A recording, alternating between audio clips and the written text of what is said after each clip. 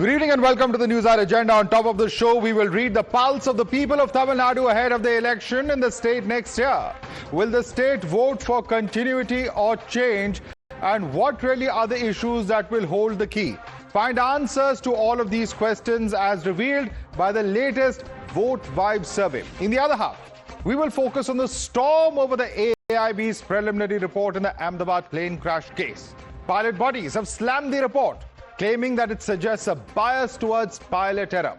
They also fume over the pilot suicide theory floated by some experts. Is there an attempt to blame dead pilots who are not here to defend themselves?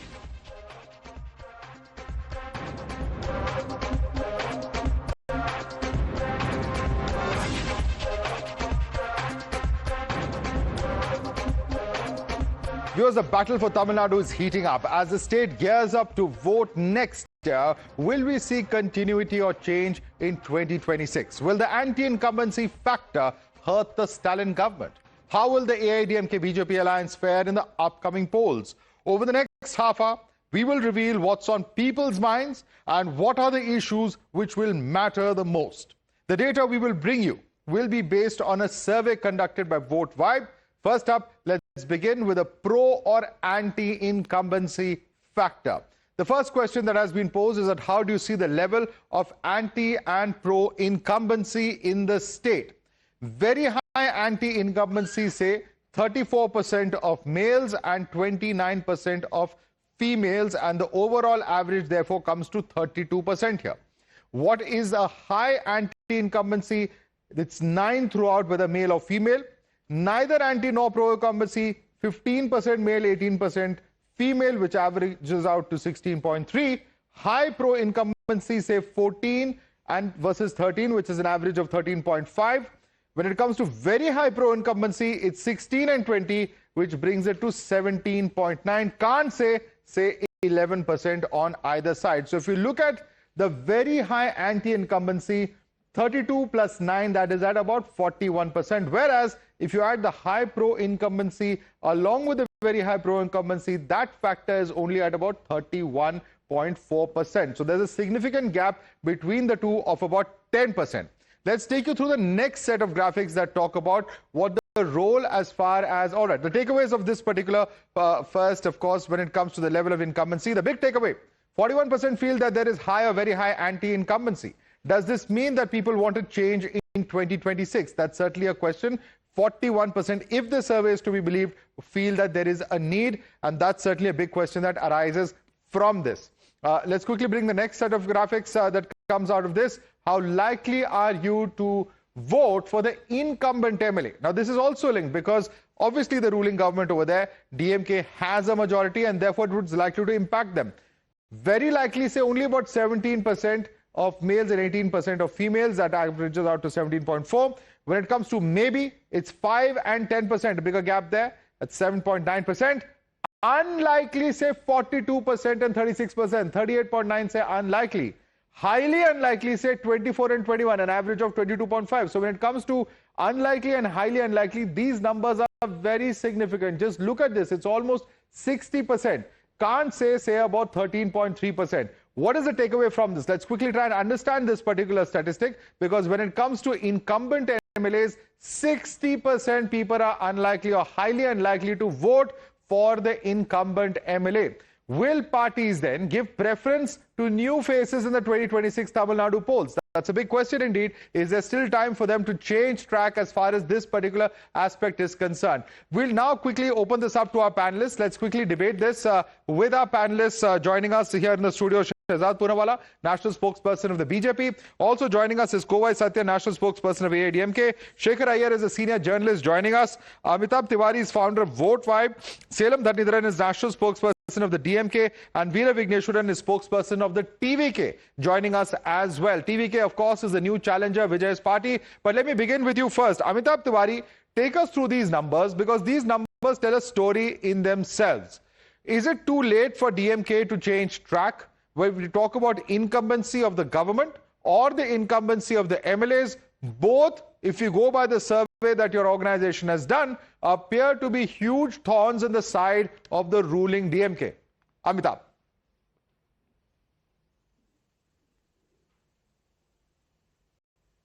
Please unmute yourself and speak, Amitabh. Yeah, one needs to see it in the context of the Tamil Nadu elections or electoral history. What we've seen is that the power changes every 5 years, and when it changes, the mandate are very big, which are given to the incumbent government. So here, Jayalalitha was able to break the trend in 2016. So now the bigger question is whether we are moving from a 5-year alternate government trend to a 10-year alternate government trend or not, because this election is going to determine that. And both the vote blocks, both the parties, which is AIADMK and DMK, have solid vote blocks, very dedicated and core vote blocks. And that is what is visible in both these questions when we ask about the level of anti-incumbency or pro-incumbency, because a large section, or mostly almost all the voters of the BJP AIADMK alliance, feel that there is a high level of anti-incumbency. And also, there is a high level of local anti-incumbency against the MLAs, because we see in previous elections that a large number of sitting MLAs either lose in Tamil Nadu or are changed by the respective parties. And here, a bigger point to note is that the support of DMK is higher amongst the females. It is largely because of the welfare schemes and the cash income support scheme, which has been continuing for a long time now. Okay, I'm going to come to you in just a minute, but let me quickly bring in Selam Dhanidharan, national spokesperson of the DMK. Selam Dhanidharan, if you go purely by the numbers of vote vibe, it does seem that anti-incumbency is a big factor in these elections. The big question is whether it's too late for the DMK to change track. As Amitabh was suggesting, perhaps changing the faces of the party in those constituencies, giving tickets to newer contestants can, to some extent, mitigate that damage. Is that what the DMK is planning to do?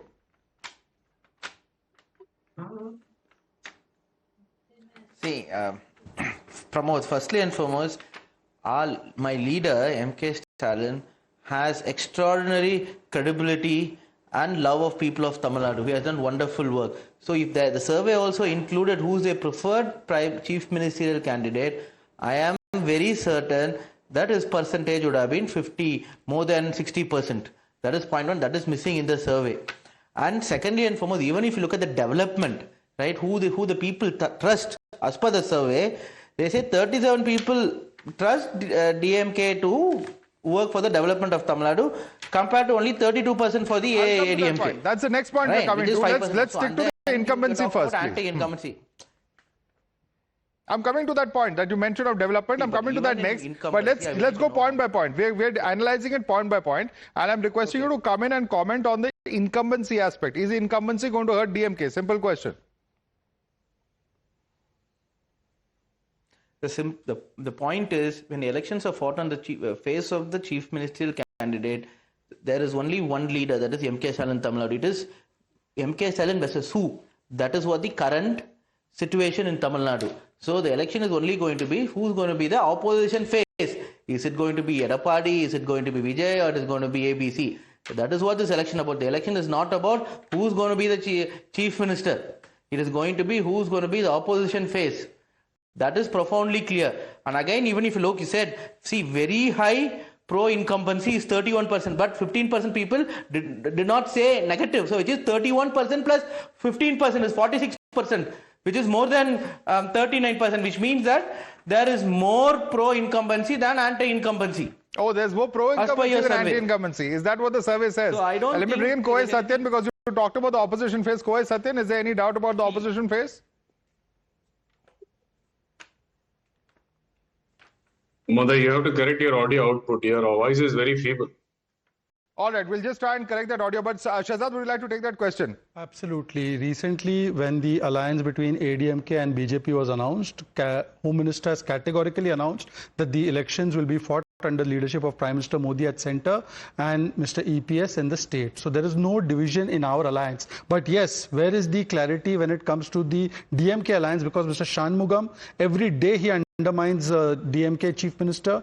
Then the Congress party says that the high command will decide whether we will have an alliance in 26 or not. So there is no clarity in their alliance. Now, as far as the incumbency is concerned, or pro-incumbency or anti-incumbency incumbency is concerned. You know, Madhav, today people are saying DMK has come to mean a new thing. Destroyed law and order. We have seen 4,000 murder and big rape cases like Anna University rape case. We have seen the killing, custodial murder of Ajit Kumar. M for Makkal betrayed. What happened to the promises of reducing petrol and diesel prices, VAT by 5 rupees, 100 rupees subsidy on cylinders, loan waiver for farmers, part-time teachers to be regularized? M for money making through corruption, TASMAC corruption scam, DA cases against Pon Modi, G Square real estate scam, We're transport department scam. And lastly, K for kith and kin. This is a kith and kin government, and therefore only the family first policy is working. As far as my dear friend Mr. Dharanidharan said, there was another survey done by Chanakya and also by JVC Shriram, who comes a lot on this channel. And as per that, Stalin has got 38% poor rating.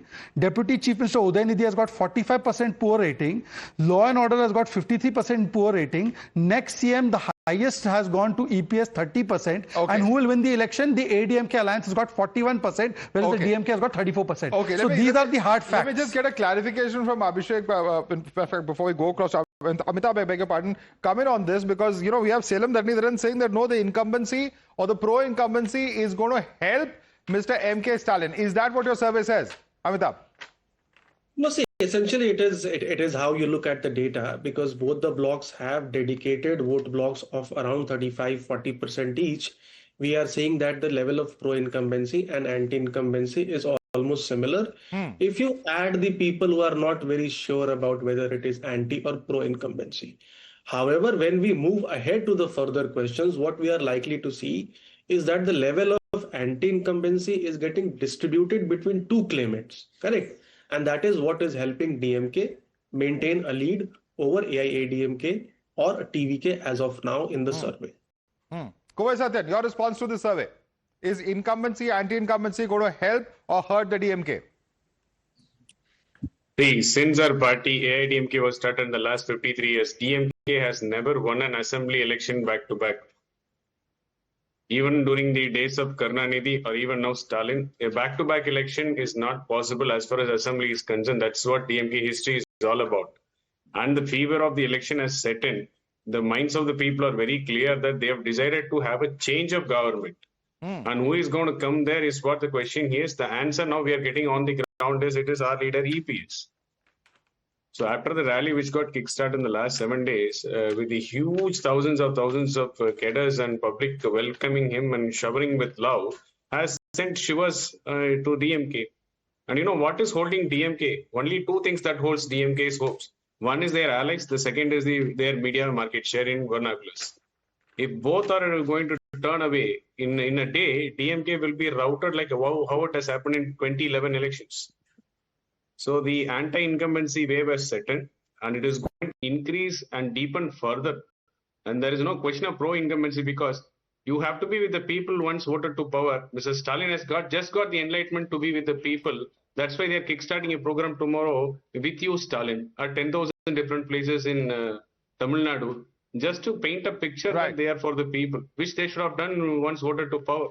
Okay, let's look at the next question. Yes, I'm going to come back to all of you in just a moment. In fact, two of our panelists have not even spoken. Let's quickly take a look at the next question that we're talking about. And this is, of course, as far as the larger issue of governance in the state is concerned. Which party really is the best party or really the trusted party as far as Tamil Nadu's development is concerned? The DMK, again, of course, the difference between male and female, but about 36.9% gets the vote there. AIADMK is at 32.5%, so not a very big difference, but yes, about 4% difference there. There's also the TVK, which has got 11.6% in this poll, and others 6.7%. Now, what's very interesting in this number, Shekhar Iyer, is that it is the TVK which is getting 11%, but at the same time, the distance between the DMK and the AIADMK doesn't seem to be very far when it's a question of governance. The larger question that this implies is whether TVK's support can actually help the BJP-AIADMK alliance. Although this is a question of governance, not the numbers per se. No, if it is a question of governance, the anti-incumbency factor working against ministers and MLAs are reflected in this poll. There is a terrible amount of resentment right down in the villages about what has happened in the last 4 years. particularly about the corruption charges against ministers, against DMK functionaries at the district level. Corruption is a very big issue, Madhav, there is no doubt about it. That is reflected in this. Now, the question is, this election is going to be decided by the index of opposition unity. If the opposition gets united and there is no split in the opposition votes, the DMK is going to be in danger. That was the main reason why, despite several hiccups, ADMK and BJP have come together to form an alliance. Now the question is, what is happening to actor Vijay's party? It's a very new green-horn party. It has just started its exercise of booth level, forming booth level committees and all that. Now, what will be the role of this new party? If its intention is to split the opposition votes, it may perhaps help the DMK. But then the bigger question is, you see, there is a lot of unrest in the alliances also, particularly the DMK-led alliance. In fact, DMK is already looking at a plan B and is working on a plan to put up candidates in all the constituencies, because some of its constituents, current constituents, whether it is Vidudalai Chiruttai Katchi, VCK of Tirumavalavan, or the Communist parties, they are all very restive, and even Congress. Right. All of them are waiting for their pound of flesh. Right. That's why DMK has a plan ready. Now, as far as ADMK alliance is concerned, everybody, even in the ADMK, they are watching. Now, there are two parties which is heading for a split. You're already seeing what is happening in the Patali Bakkal. Let me go across to Veera Vigneshwaran as well. I want to get a quick word from the role of Vijay in this entire election, because this development issue, he's just a newcomer, getting about 11%, but the larger question it implies is whether Vijay will eventually go with one of the alliances. And that's a question, Mr. Vigneshwaran, that many want the answer for. Can you really go it alone? Because if you go it alone, you'll only land up with about 11% of the vote. And who's to say if that will even translate into one seat?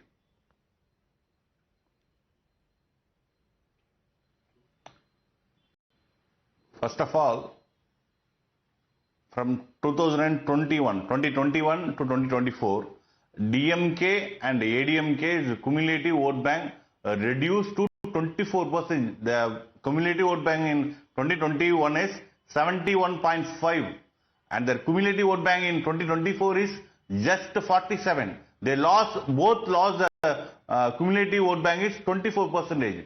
As a recent surveys externally and our internal survey, our TVK's vote bank across the 25%. 55%. From the in macro level, you see the in survey reflect that illicit alcohol to drug peddling to 24 innocent people who are died in lockup death. The bloods of innocent people wiped out this DMK monarchs from power. At the same time, to 1997 will repeat. Vetri Talabadi will wipe out this monarchs from a power like MGR did in 1977. So, the DMK is, Tamil Nadu people will kick out the DMK to third position. So, whose vote are you going to cut into? You will cut into DMK's vote or ADMK's vote? Which is the bigger enemy? Very clear.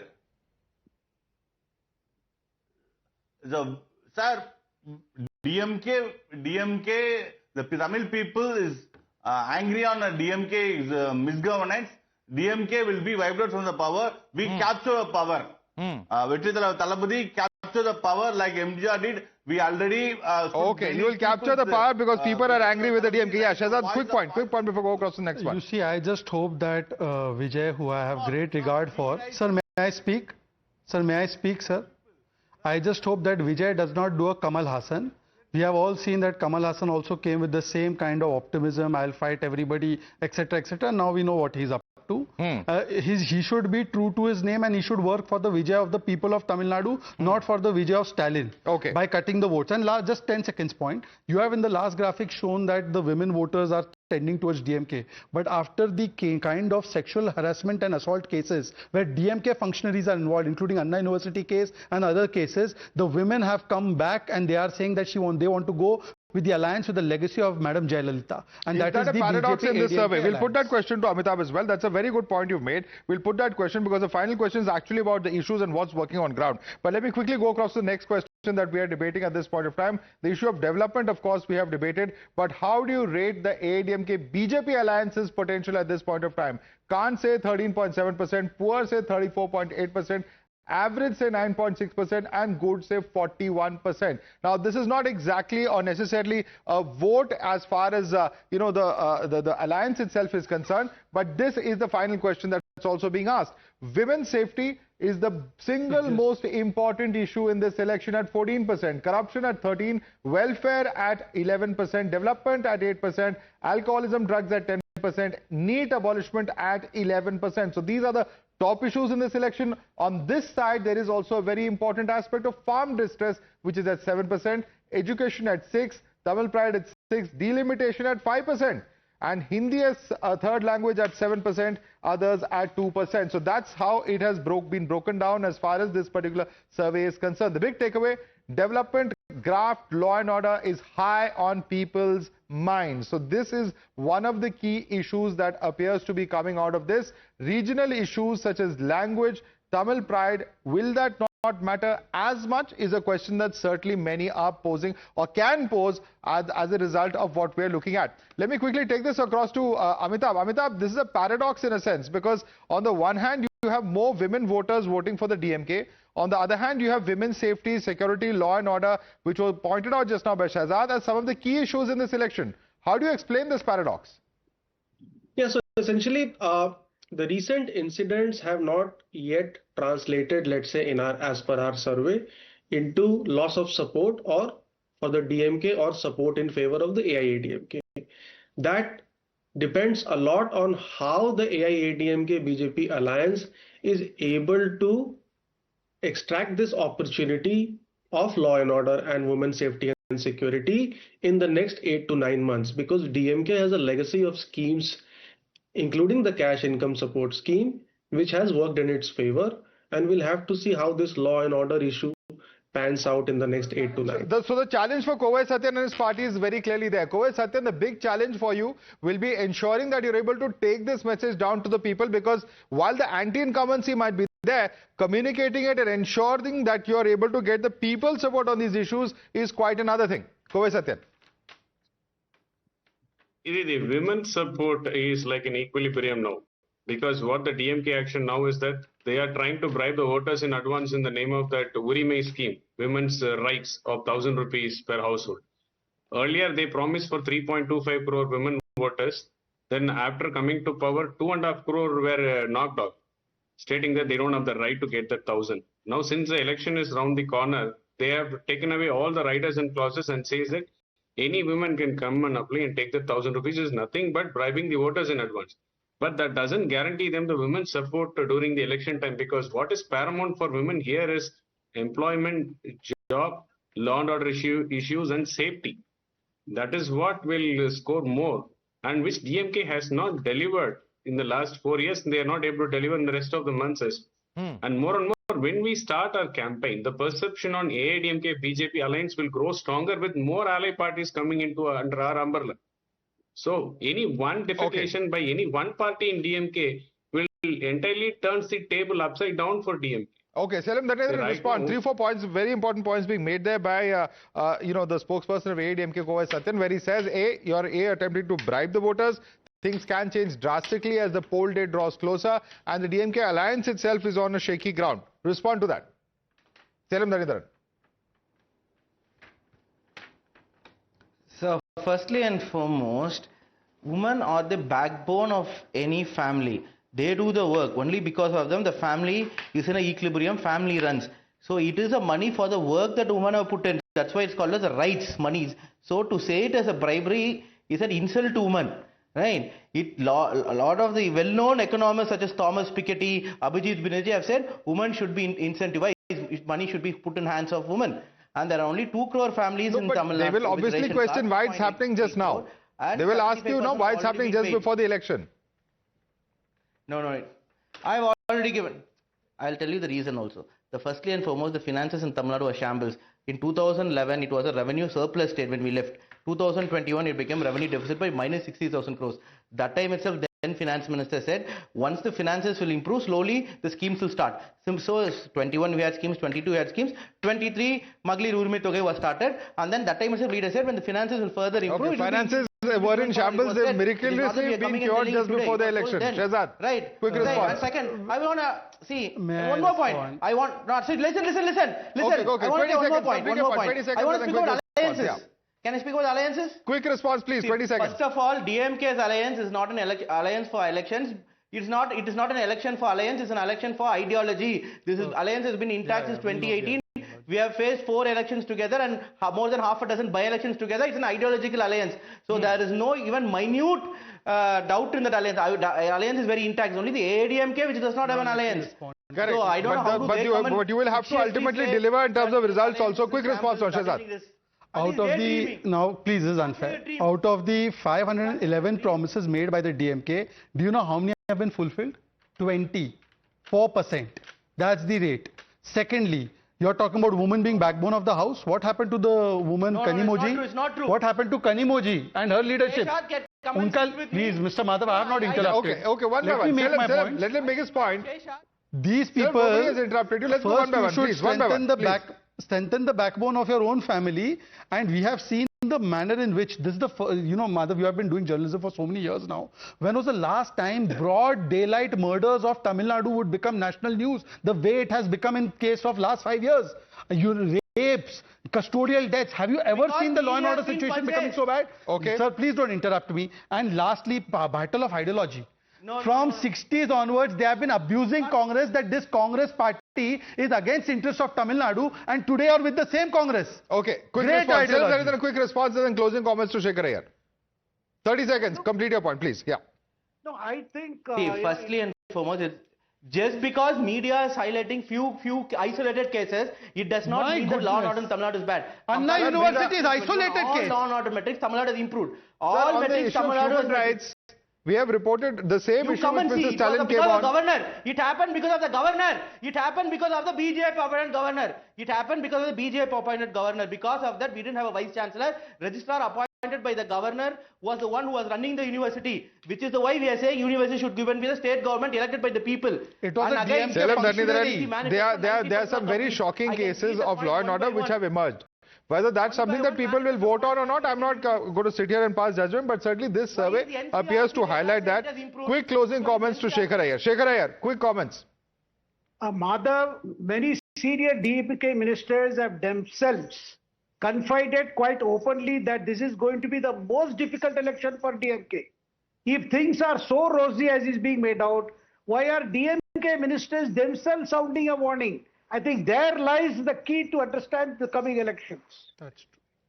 All right, we'll have to leave it there. There's a lot of food for thought over here in this entire discussion. What's really going to be the big factor? Many, in fact, at the moment asking. And in fact, I'd like to thank our guests, Shehzad Poonawala, Kovai Satyan, Shekhar Iyer, Amitabh Tiwari, Selam Dhanidharan, and Veera Vigneshwaran. I'd like to thank you so much for joining us this evening.